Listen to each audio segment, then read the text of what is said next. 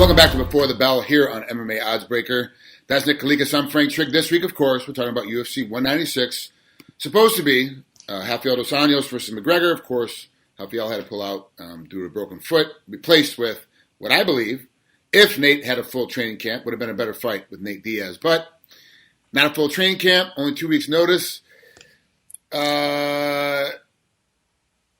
Yeah, I mean, I can't even imagine what the line is on that main event right now. Like, it's got to be astronomical because it's just how the public goes. But first, let's talk about the co-main event. Miesha Tate, Holly Holm. This one for me, best case scenario, Miesha Tate wins. Why? Because now you have that weird MMA math where Ronda, loses to Holly. Holly beats Ronda, but then Ronda always beats Miesha. It's this whole game that runs around. To me, that's the awesome way to do it. From an oddsmaker standpoint, though, what's the best case scenario for you? Well, we're going to be pulling for Holm. I opened Holm around minus 400. Now it's down to like 325. Now line margins have tightened up a little bit, and there is a little bit more money still coming in on Miesha Tate. So in most spots that I work with, I'm sure they're going to probably end up needing Holm. And that's surprising considering all the parlay action that probably Holm's going to take as well. But that's a spot we kind of want to be in.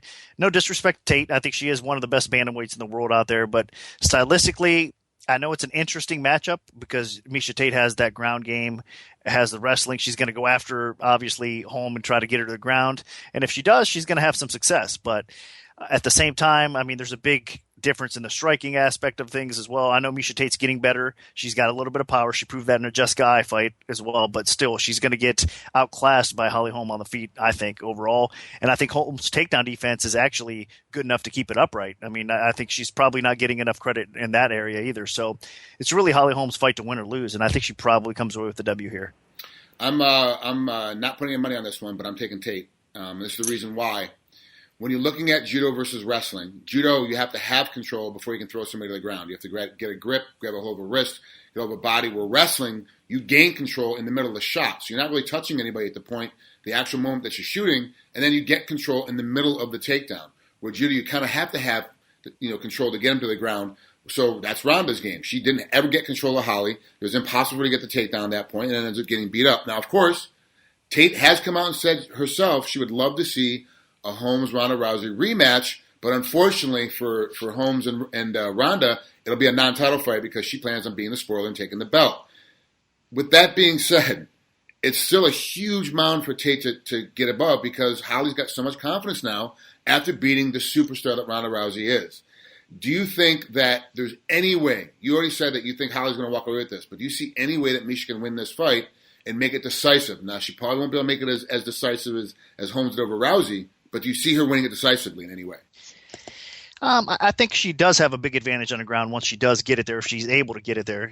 Obviously with her submission game, for her top control is really good. I mean, it's hard. Once Miesha Tate's on top of you, you can ask Sarah McMahon. It's hard to get her off you. So if she's able to have some success early on and get some takedowns, I think then obviously she can steal a decision. If Holm can survive that. But not just that. I think Holm will probably get in a bad spot because Miesha's so good and slick on the ground that she'll probably end up possibly submitting Holm on the ground if she stays there, if she's able to do it consistently. So I think, yeah, she could end up being in that position and being able to control the fight that way. That's her way of decisively winning this fight. But I don't know. I just don't see it. I understand the wrestling aspect that you're talking about, but I still think with Greg Jackson behind Holly Holm, it's definitely a good thing, and they're going to be really prepared for this. They always seem to be prepared, have a good game plan intact, and then you have the fight IQ of Holly Holm and her ability as well. I think she will be prepared, and I think it's going to be really difficult for Miesha to take this fight to the ground. Well, you raise another question. Obviously, here on MMA Oddsbreaker, you can see my interview I did with Greg Jackson, and when I was talking to Greg, they have 3 fighters from that card, or from that camp fighting on that card. They have a big night of fights, obviously with Holly being the biggest name. But remember, it's Mike Winkeljohn that actually has but coached Holly from the beginning of her career up till now, and even in her boxing days. It was Mike that was doing everything. Greg is the secondary coach. Now, I know it's tough to say Greg Jackson being a secondary coach to anybody, but in this case, to Winkeljohn, he's a secondary coach. So it's a lot more to do with Winkeljohn with Holmes than it does with Jackson, like with Diaz and Solar, who he also has fighting on that night. It's an interesting concept to see how this thing pulls together. Holly's got great takedown defense, but there's a cage in the way. You only run so far. There's an out of bounds line. You only go so far away. This fight's very interesting to me. It's actually it was way more interesting to me than the original main event fight. Final pick. you're definitely taking Holly Holm to win this fight. But if you got to put money down on it, where's it going? Well, the current line, I didn't mention it yet. It's minus 325 for Holly Holm, and the comeback on Miesha Tate is at plus 295. So in most cases, I would say it's a dog or pass situation, but here I don't. I honestly still have enough faith in Holm. I think right now there might be some value at minus 325. The number dropped to the point where I could see betting it straight even. You know, a lot of people are going to probably throw it in a parlay as well. So I do think it's a favorite or pass situation. Again, no disrespect to Tate. I think she's just underneath championship level. I mean, if it wasn't for Ronda Rousey, now Holly Holm, I think she would be the best in the division. But unfortunately for her, I mean, if she has two people above her that I think are outstanding and will give her a difficult time, even though the matchup is a little bit different. And I'll tell you what, for a champion level type of fight, I mean, the line, Tate is definitely getting respect. I mean, you see Rousey versus Tate and what a discrepancy it was in that line. I mean, for crying out loud, Tate is like, you know, a huge underdog. Rousey was around 10-1 in those fights. So the line's a lot closer. So Miesha Tate does have a chance because of the way they match up, but I just don't see it happening. I think that she's going to get beat up on the feet a little bit. Holm's going to have some success. Now she has also, you got to think she's got confidence behind her as well. Not that she needed it, because I mean, we all know she's been in the boxing game for so long and what she's accomplished in boxing and her boxing career, and it's translated obviously well in MMA as well. So she's been in the big spotlight before. She's felt the pressure before. You can't get much more pressure than the Ronda Rousey fight either. So she's going to be right there. I think she's going to actually elevate her game to a whole nother level. So it's going to be a hard fight for Miesha Tate. I think Holm is going to win. So it's a favorite or pass situation. Which is a rarity for you. Usually it's dog or pass, and so that's a big statement coming from your end of it. I think I saw early on 5 Dimes it was actually a bet where you can bet whether or not Diaz and McGregor touch gloves before the fight. Is that true? That is true. And the people are betting that no, they are not touching gloves. So there's all sorts of crazy props up for that fight. Of course, 5 Dimes want to go out there and do a little bit something different, you know, make it more appealing for the fans. And it's caused some talk, and, you know, people are definitely looking at the props a little bit closer. So that is one good thing. That, I mean, 5 Dimes is really well known for offering more props than most places out there. And I mean, the way they go about it, it's a fantastic sports book to have an account at. If you're a true MMA fan, definitely check out all the options that they have, because it's unreal, really. It's great. Is that same prop bet available for the co-main event? No, that is not available for that. As far as I know, I don't think they added that prop bet for the co-main, but I know they have it for the main event. So I think what they're going to do, they'll probably give, I mean, because Conor McGregor, I mean, obviously we all know how much he brings to the table here, his popularity. I mean, it's ridiculous. I mean, how much impact he has on a whole card. So you can put him in there with anybody, really. It's going to draw. And I mean, just his attitude, the way he goes about things. So in special cases like that, they just, sometimes the sports books want to add a little bit more. So that's the reason. Not that Holm and Tate don't deserve it. It's just, you know, they'll have a standard set of amount of props for that fight, for the Holm and, you know, obviously the Tate fight, but still, it's not going to have a few of those extras that you see. And it's personalities as well. I mean, obviously, in most cases, you would think that it would be yes. Yes would be favored. Will they tap gloves? Yes, right? I mean, most fighters, they have no problem reaching out and shaking hands or tap, you know what I mean? But in this case, you know, they both have attitude. There's a better chance they flick each other off, right? Than there is that they touch gloves or shake hands. So, yeah, that's where you get. It should be an exciting fight. Let's get on to the main event. Let's talk about it. This is a big risk, a huge risk for Conor McGregor, because originally, you know, remember, he's a champ at 145. He was supposed to fight for the 155 belt. That falls apart. Instead of trying to find a 155-pound replacement, they start looking around for 70-pounders. Nate wanted it actually at 165, and Conor wanted it at 170. He's the one that said, no, I want to go up to 170. It's 25 pounds over the weight that he has his belt at. It's 2 full weight classes up. If he gets beat by Diaz, there is no 155-pound championship again, because Dos Anjos has already beat Diaz. There's no 170-pound belt championship possibility, because Lawler has already knocked out Rory McDonald, who has already beat up Diaz. So it's like he loses all this momentum. Even so, man, Conor is a machine. This guy is absolutely incredible with entertainment value and fighting value. This line has got to be completely out of control on this one. Yeah, I opened it just under 3-1, and it's been bet up now, almost to 5-1. It's minus 460. I'll give you the exact price here. Looking over at non-best at 5 Dimes, it's minus 460 plus 410.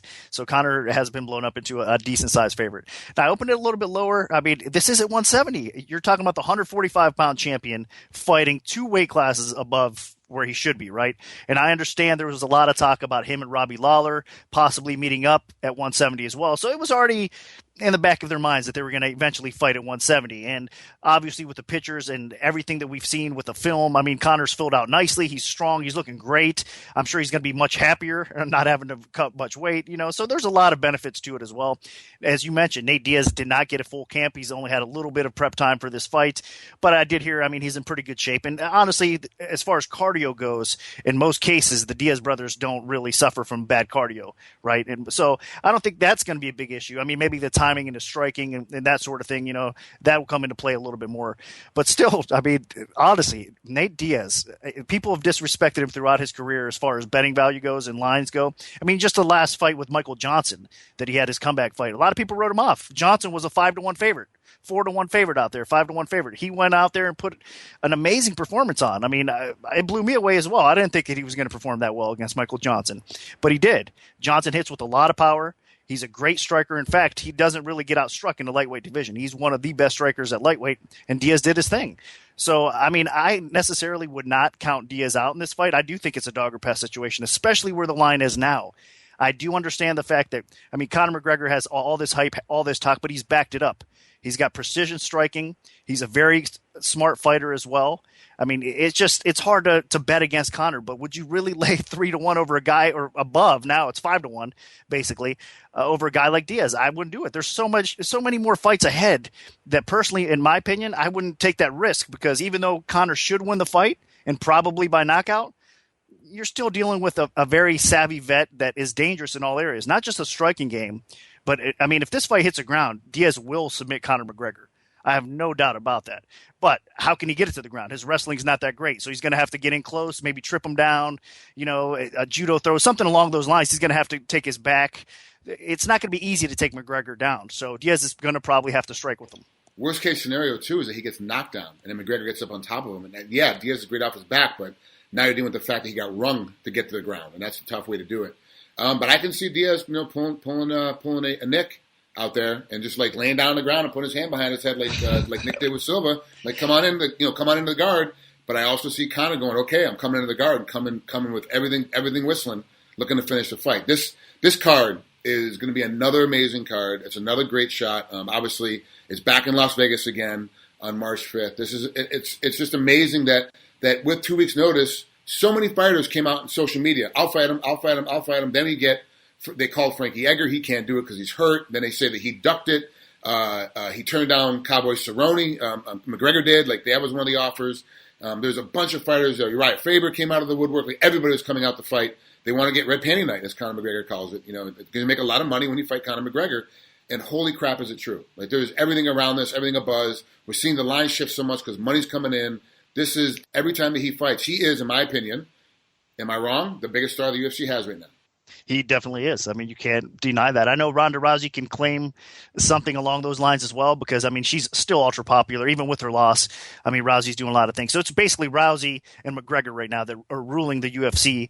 And right now, I mean, McGregor's the hot prospect, or the hot guy right now, right? I mean, he's been for a long time. So with Rousey's loss, I think it just puts her right underneath McGregor. But still, it's hard to gauge popularity because Rousey's doing her thing outside of the UFC with the movies, going on all sorts of TV shows, also the swimsuit edition of Sports Illustrated. So Rousey is ultra popular. So it's really flip a coin. But right now, I think for the UFC, definitely Conor McGregor is the biggest star they have. And you know what? They did a great thing. I mean, this is the fight that fans wanted to see, right? I mean, a guy like Diaz. So even though RDA was actually a better fight in a lot of ways because of the stylistic matchup between, with the wrestling, with the jiu-jitsu that RDA brought to the table here, along with the striking, Diaz is still the funner fight. I mean, honestly, I can't wait to see how this thing plays out either, because Diaz is going to show up. He's going to bring it. He's got that attitude. It's the talk that goes with it. They're going to be at each other's throats. I mean, outside of the cage as well. We've seen some of that in the presser as well.